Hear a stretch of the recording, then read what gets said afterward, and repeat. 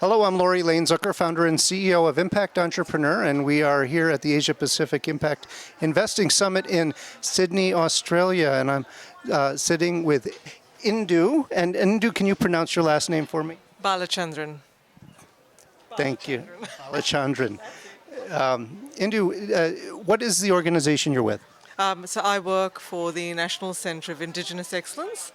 We are an Indigenous social enterprise. We are based in Redfern in Sydney, and we have a national remit. So our impact areas are health and well-being, education and employment, and digital inclusion.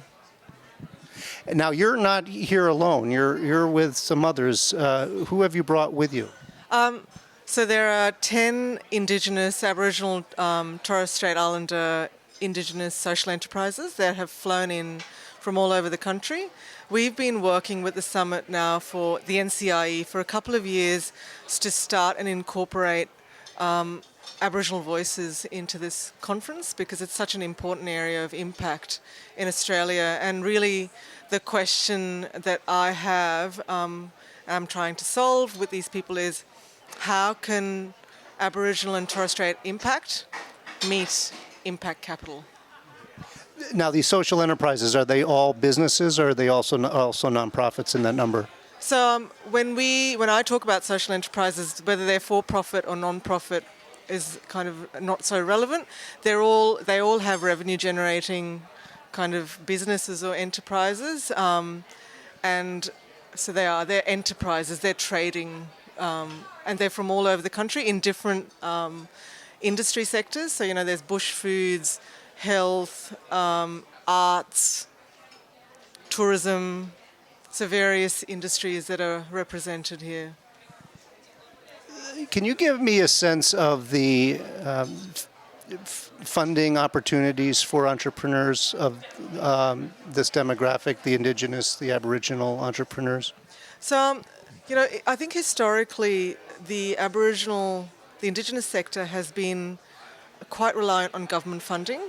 And there's a real desire to move far away from that funding model. So the entrepreneurs, there is very little early stage funding for Aboriginal enterprises. There's a lot of kind of growth capital, not a lot, but because Indigenous business is now a fast booming sector here, but there is still a dearth of funding, that kind of early stage seed risk capital to get social enterprises that are delivering very good social impact with reasonably good business models to a level that they need to be getting to. So I think there's a shortage, and the conversations today have been heartening in